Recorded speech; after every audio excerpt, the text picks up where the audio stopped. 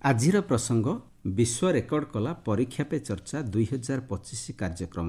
ଆଲେଖ୍ୟ ଇତିଶ୍ରୀ ସିଂ ରାଠୋର, ଉପସ୍ଥାପନାରେ ସୁଭାଷ ଚନ୍ଦ୍ର ଶତପଥୀ। ପରୀକ୍ଷା ପେ ଚର୍ଚ୍ଚା 2025 କାର୍ଯ୍ୟକ୍ରମ Guinness book of world record ହାସଲ କରିଛି। କୌଣସି ନାଗରିକ ସଂଗଠନ ପ୍ଲାଟଫର୍ମରେ ଗୋଟିଏ ମାସରେ ସର୍ବାଧିକ ପଞ୍ଜୀକରଣ ପାଇଁ ଚଳିତ ଥର ଏହି କାର୍ଯ୍ୟକ୍ରମ ବିଶ୍ୱ ରେକର୍ଡରେ ସ୍ଥାନିତ ହୋଇଛି। ମାଇ ଗଭ୍ ପ୍ଲାଟଫର୍ମରେ ଆୟୋଜିତ ଏହି କାର୍ଯ୍ୟକ୍ରମର ଅଷ୍ଟମ ସଂସ୍କରଣରେ ଚଳିତ ଥର ମୋଟ 3,53,00,000 ବୈଧ ପଞ୍ଜୀକରଣ କରାଯାଇଛି, ଯାହାକି ଏହାର ଅଭୂତପୂର୍ବ ସଫଳତାକୁ ପ୍ରତିପାଦନ କରୁଛି। 2018 ମସିହାରୁ ମାଇ ଗଭ୍ ସହଯୋଗରେ ଶିକ୍ଷା ମନ୍ତ୍ରଣାଳୟ ଦ୍ୱାରା ଏହି କାର୍ଯ୍ୟକ୍ରମ ସଫଳତାର ସହ ଆୟୋଜିତ ହୋଇ ଆସୁଛି। ପ୍ରଧାନମନ୍ତ୍ରୀ ନରେନ୍ଦ୍ର ମୋଦିଙ୍କ ଦ୍ୱାରା ପରିକଳ୍ପିତ ଏବଂ ତାଙ୍କ ନେତୃତ୍ୱରେ ପରିଚାଳିତ ପରୀକ୍ଷା ପେ ଚର୍ଚ୍ଚା କାର୍ଯ୍ୟକ୍ରମ ହେଉଛି ଏକ ଅନନ୍ୟ ବିଶ୍ୱସ୍ତରୀୟ ପ୍ଲାଟଫର୍ମ। ଏଥିରେ ପ୍ରଧାନମନ୍ତ୍ରୀ ଶ୍ରୀ ମୋଦି ସିଧାସଳଖ ଛାତ୍ରଛାତ୍ରୀ, ଶିକ୍ଷକ ଏବଂ ଅଭିଭାବକଙ୍କ ସହ ମତ ବିନିମୟ କରିଥାନ୍ତି। ପରୀକ୍ଷା ଋତୁରେ ଛାତ୍ରଛାତ୍ରୀଙ୍କ ମଧ୍ୟରେ ସକାରାତ୍ମକ ଭାବନା ସୃଷ୍ଟି ଏବଂ ପରୀକ୍ଷା ସମୟର ଚାପକୁ ପ୍ରତିହତ କରିବାରେ ଏହି ପଦକ୍ଷେପ ବେଶ୍ ସହାୟକ ହୋଇଥାଏ। କାର୍ଯ୍ୟକ୍ରମର ଅଷ୍ଟମ ସଂସ୍କରଣରେ ଗତ ଫେବୃଆରୀ ମାସରେ ଛାତ୍ରଛାତ୍ରୀ, ଶିକ୍ଷକ ଏବଂ ଅଭିଭାବକଙ୍କୁ ମିଶାଇ 5 କୋଟିରୁ ଅଧିକ ଲୋକ ଅଂଶଗ୍ରହଣ କରିଥିଲେ। 2018 ମସିହାରେ ଆରମ୍ଭ ହେବା ଦିନଠାରୁ ଏହା ଏକ ଜନ ଆନ୍ଦୋଳନରେ ପରିଣତ ହୋଇଆସିଛି। ଚଳିତ ବର୍ଷ ପରୀକ୍ଷା ପେ ଚର୍ଚ୍ଚା ଆଲୋଚନାରେ 7ଟି ଅନ୍ତର୍ଦୃଷ୍ଟିପୂର୍ଣ୍ଣ ପ୍ରସଙ୍ଗ ଆଧାରିତ କାର୍ଯ୍ୟକ୍ରମ ପ୍ରସ୍ତୁତି ହୋଇସାରିଛି। ବିଭିନ୍ନ କ୍ଷେତ୍ରର ପ୍ରସିଦ୍ଧ ବ୍ୟକ୍ତିତ୍ୱ ଏହି କାର୍ଯ୍ୟକ୍ରମଗୁଡ଼ିକରେ ଅଂଶଗ୍ରହଣ କରି ଜୀବନ ଓ ଶିକ୍ଷାର ଜରୁରୀ ଦିଗଗୁଡ଼ିକ ଉପରେ ଛାତ୍ରଛାତ୍ରୀଙ୍କୁ ମାର୍ଗଦର୍ଶନ କରିଛନ୍ତି।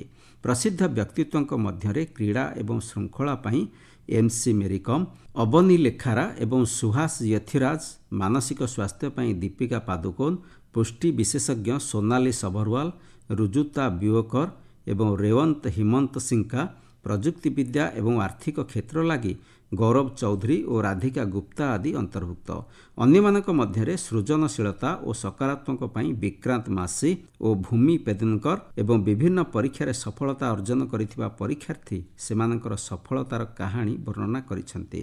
ପରୀକ୍ଷା ପେ ଚର୍ଚ୍ଚା କାର୍ଯ୍ୟକ୍ରମର ଇତିହାସକୁ ଅବଲୋକନ କଲେ ଜଣାପଡ଼େ 2018 ଫେବୃଆରୀ 16 ତାରିଖରେ ନୂଆଦିଲ୍ଲୀର ତାଲକୋଟରା ଷ୍ଟାଡିୟମରେ ପ୍ରଥମ ସଂସ୍କରଣ ଅନୁଷ୍ଠିତ ହୋଇଥିଲା।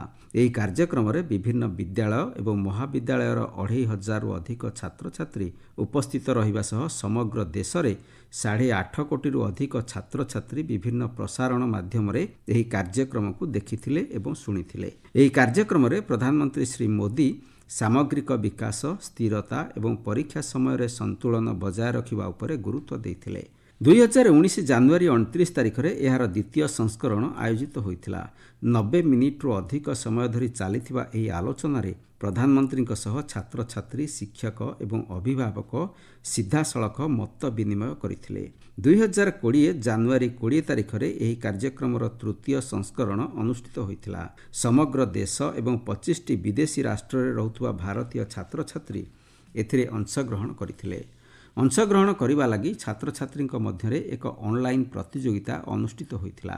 ଏହା ମାଧ୍ୟମରେ ପରୀକ୍ଷା ପେ ଚର୍ଚ୍ଚା କାର୍ଯ୍ୟକ୍ରମର ପରିସର ଅଧିକ ବ୍ୟାପକ ହୋଇଥିଲା। 2021 ଏପ୍ରିଲ 7 ତାରିଖରେ ଏହାର ଚତୁର୍ଥ ସଂସ୍କରଣ ଅନଲାଇନ୍ ମାଧ୍ୟମରେ ଅନୁଷ୍ଠିତ ହୋଇଥିଲା। କୋଭିଡ୍ ମହାମାରୀ ଦ୍ୱାରା ସୃଷ୍ଟ ଆହ୍ୱାନ ସତ୍ତ୍ୱେ ବହୁ ସଂଖ୍ୟକ ଅଂଶଗ୍ରହଣକାରୀ ଏହି କାର୍ଯ୍ୟକ୍ରମର ଗୁରୁତ୍ୱ ଓ ସଫଳତାକୁ ପ୍ରତିପାଦନ କରିଥିଲେ। 2022 ଏପ୍ରିଲ 1ରେ ପଞ୍ଚମ ସଂସ୍କରଣ ନୂଆଦିଲ୍ଲୀ ତାଲକୋଟରା ଷ୍ଟାଡିୟମରେ ଅନୁଷ୍ଠିତ ହୋଇଥିଲା। ପ୍ରଧାନମନ୍ତ୍ରୀ ଶ୍ରୀ ମୋଦିଙ୍କ ସହ ଏହି କାର୍ଯ୍ୟକ୍ରମରେ ବହୁ ଛାତ୍ରଛାତ୍ରୀ, ଶିକ୍ଷକ ଓ ଅଭିଭାବକ ମତ ବିନିମୟ କରିଥିବା ବେଳେ ବହୁ ସଂଖ୍ୟକ ଲୋକ ଏହାକୁ ସିଧାସଳଖ ଦେଖିବାରେ ସୁଯୋଗ ପାଇଥିଲେ। 2023 ଜାନୁଆରୀ 27 ତାରିଖରେ ଷଷ୍ଠ ସଂସ୍କରଣ ଏବଂ 2024 ଜାନୁଆରୀ 29 ତାରିଖରେ ସପ୍ତମ ସଂସ୍କରଣ ଅନୁଷ୍ଠିତ ହୋଇଯାଇଛି। ସପ୍ତମ ସଂସ୍କରଣରେ ମାଇ ଗଭ୍ ପୋର୍ଟାଲରେ 2,26,00,000 ପଞ୍ଜୀକରଣ ହୋଇଥିଲା। ପ୍ରତିବର୍ଷ ସଂସ୍କରଣରେ ଅଂଶଗ୍ରହଣକାରୀଙ୍କ ବୃଦ୍ଧି ଏହି କାର୍ଯ୍ୟକ୍ରମର ସଫଳତାକୁ ପ୍ରତିପାଦନ କରୁଛି।